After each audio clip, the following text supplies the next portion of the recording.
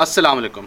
हम हाजिर हैं पाइट सोच विचार की एक नई एपिसोड के साथ। मुल्क में महंगाई से मुतालिक बहुत सी डिस्कशन चल रही है। इसी के पेश नज़र पाइट इन्फ्लेशन एनालिटिक्स के नाम से पाइट ने एक लेटेस्ट रिसर्च लॉन्च की है। हमारे साथ मौजूद हैं डॉक्टर अब्दुल जलील, जो कि पाइट में प्रोफेसर हैं और मॉनेटरी इन्फ्लेशन के मामलात के एक्सपर्ट भी हैं, और हम मौजूदा और मुस्तकबिल की सूरत हाल पर उनसे कुछ गुफ्तगू करेंगे। डॉक्टर जलील, हम आपसे सबसे पहले तो ये जानना चाहेंगे कि मुल्क में मौजूदा इन्फ्लेशन की सूरत हाल कैसी है। इस वक्त तो ये वो टॉक ऑफ द टाउन है कि इन्फ्लेशन मुल्क में बढ़ चुका है और लोग परेशान भी हैं। लेकिन अगली बात यह है कि ये तकरीबन ये वाली सिचुएशन तकरीबन अगला 1 साल तक पाकिस्तान में इन्फ्लेशन का प्रेशर रहेगा। जिस डॉक्यूमेंट की आप बात कर रहे हैं पाइट इन्फ्लेशन एनालिटिक्स की, उसके मुताबिक हमने जो अपना एनालिसिस किया है, हमारा ये ख्याल है कि ये जो फिस्कल ईयर 2022 है, ये जो जून 2022 पे ख़त्म होगा, वहाँ तक हमारा इन्फ्लेशन 10.0 से 10.5 तक रहने का इम्कान है। और इस वक्त ये इन्फ्लेशन तकरीबन 9% है। जून 2022 तक ये 10 और 10.5 तक रहने का इम्कान है, और ये फिर दिसंबर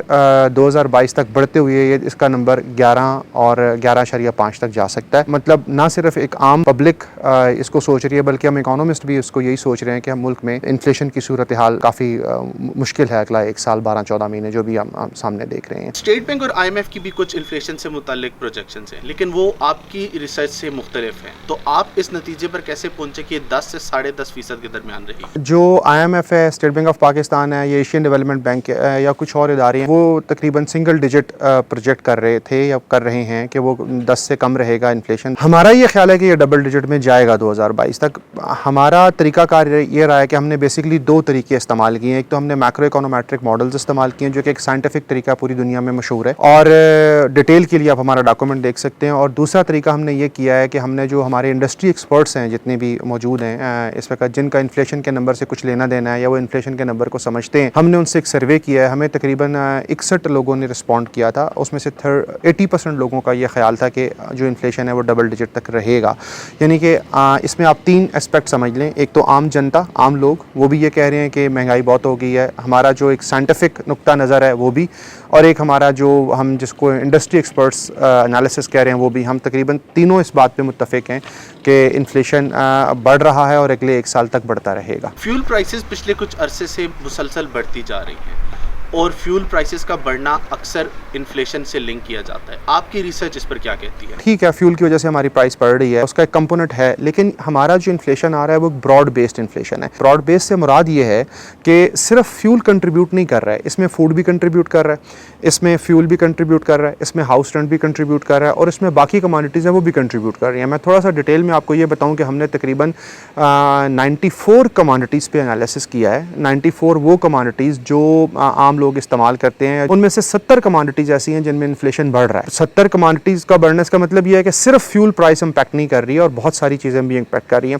इसमें इसी से लिंक एक और बात भी है कि ना सिर्फ बढ़ रहा है बल्कि ये परसिस्टेंट भी है। परसिस्टेंट का मतलब ये हुआ कि ये एक स्पेसिफिक जगह पे एक लंबे अरसे के लिए स्टक हो जाता है, और वहाँ से निकलने के लिए आपको कुछ एक स्पेसिफिक को पॉलिसी स्ट्रक्चर चाहिए जहाँ से आप उस नंबर से आगे पीछे आएंगे। ये ऐसा नहीं है कि इस वक्त बढ़ रहा है तो आप कहेंगे यार 2 महीने बाद, 1 महीने बाद खुद ब खुद ख़त्म हो जाएगा। You need some specific policy intervention here कि ये आपका इन्फ्लेशन ना सिर्फ बढ़ रहा है, परसिस्टेंट है और ब्रॉड बेस्ड है। तो इसलिए ये किसी एक चीज़ को एडजस्ट करने से ठीक नहीं होगा। हुकूमत की इस वक्त फिर IMF से नेगोशिएशंस चल रही हैं, और हमेशा की तरह एक्सपेक्टेड है कि IMF बिजली की कीमतें बढ़ाने का फिर से कहे। क्या आपकी रिसर्च ने बिजली की कीमतें बढ़ने का इन्फ्लेशन पर कोई असर देखा है? हमारा जो इन्फ्लेशन है वो ब्रॉड बेस्ड है। हमने ये एनालिसिस भी किया है कि अगर हम IMF के प्रोग्राम के उस ज़ेरे तहत आते हुए अगर कोई बिजली की प्राइसेस बढ़ाते हैं या फ्यूल प्राइसेस को बढ़ाते हैं तो ओवरऑल हमारे इन्फ्लेशन पे कितना इम्पैक्ट पड़ेगा। बिजली की प्राइसेस को जो हम खबर सुन रहे हैं कि 13-14% बढ़ाया जा सकता है अगर 2-3-4 एपिसोड्स में, अगर बढ़ा दी जाएं तो हमारे इन्फ्लेशन पे तकरीबन 0.43 इम्पैक्ट आएगा, 0.34%। यानी कि इस वक्त अगर इन्फ्लेशन फॉर एग्जांपल 10% है तो ये 10.4% हो जाएगा। 14% प्राइसेस को बढ़ा भी देते हैं तो फिर भी इन्फ्लेशन पे कोई बहुत बड़ा फ़र्क नहीं आएगा। उसकी वजह वही है कि हमारा इन्फ्लेशन बड़ा ब्रॉड बेस्ड आ रहा है। लेकिन ये महंगाई सिर्फ पाकिस्तान तक महदूद नहीं है, दुनिया भर की डेवलप्ड और डेवलपिंग इकॉनमीज़ इससे 2-4 हैं, और दुनिया में अक्सर ग्लोबल सप्लाई चेन के जो इश्यूज़ हैं ख़ास तौर पे कोविड के बाद, उनको इसका ज़िम्मेदार ठहराया जा रहा है। کیا آپ کی ریسرچ کے مطابق بھی پاکستان میں صرف سپلائی چین کا ایشو ہے جو انفلیشن بڑھا رہا ہے؟ ہمارا پاکستان کا جو انفلیشن ہے نا وہ تھوڑا سا ڈفرینٹ ہے باقی دنیا کے انفلیشن سے. باقی دنیا میں جو انفلیشن آ رہا ہے وہ ٹھیک ہے سپلائی سائڈ سے آ رہا ہے, پاکستان کا سپلائی سائڈ سے بھی آ رہا ہے لیکن پاکستان کا ڈیمانڈ سائڈ سے بھی آ رہا ہے. اس وقت جتنی آپ کی گروتھ موجود ہے یعنی کہ جتنی آپ کی چیزیں موجود ہیں یا جتنے آپ کا انفلیشن کو ٹارگٹ کر رہے ہیں اس کو ان چیزوں کو خریدنے کے لیے آپ کے پاس ایک اسپیسیفک ایک آپٹیمل منی موجود ہونی چاہیے. اگر اس آپٹیمل منی سے زیادہ اگر آپ کے پاس منی ہے تو اس کا مطلب یہ ہے کہ آپ چیزوں کو زیادہ ڈیمانڈ کریں گے. سمپل سی اکنامکس ہے کہ آپ کے پاس پیسے زیادہ ہیں, آپ زیادہ چیزیں ڈیمانڈ کریں گے. جب زیادہ چیزیں ڈیمانڈ کریں گے تو اس کی پرائس بڑھے گی.